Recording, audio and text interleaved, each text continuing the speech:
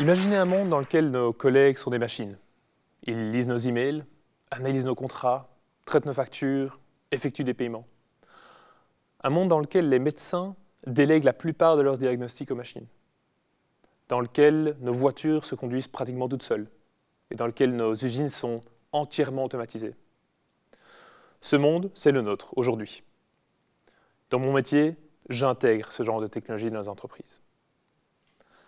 En 2015, les réseaux de neurones artificiels ont pour la première fois battu les humains lors d'un concours de reconnaissance des formes. Et depuis, tout s'accélère. Aujourd'hui, nous sommes en 2020, 5 ans après ces capacités. Et 2020 marque l'apparition de GPT-3. C'est un gros modèle de langue, une sorte de gros modèle statistique qui calcule la probabilité que deux mots se suivent l'un de l'autre. Par exemple, que le mot rouge suit le mot marteau. Et les résultats sont impressionnants. GPT-3 peut générer de la fiction, générer de la poésie. Il a peut-être même écrit ce TED Talk. Il peut écrire des programmes. Il peut écrire de la musique. Il peut même répondre à toute question, pour autant que la réponse se trouve sur Internet. Comme par exemple, combien de pattes a un animal, ou quel était le président des États-Unis en 1958. Et pour arriver à ce genre de résultats, GPT-3 a lu l'entièreté d'Internet.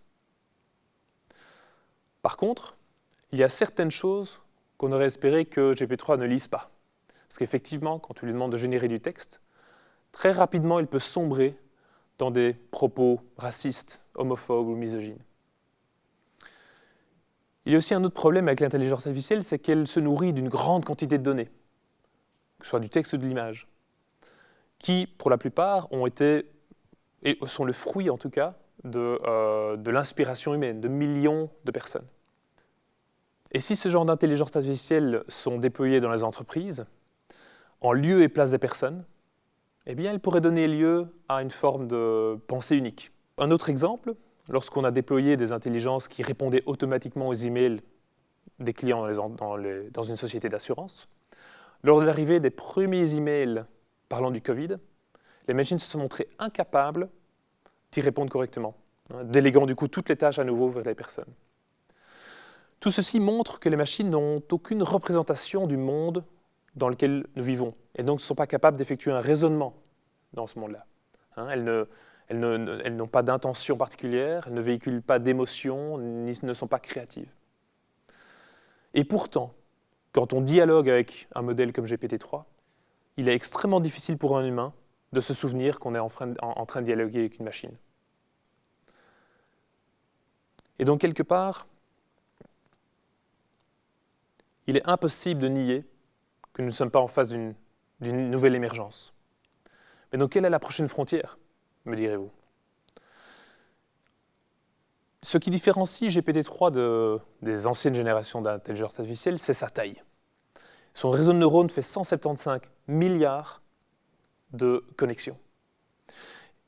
Pour l'entraîner, si à raison de une opération mathématique par seconde, il nous faut environ 37 000 milliards d'années de calcul, ce qui au jour d'aujourd'hui représente 5 millions de dollars.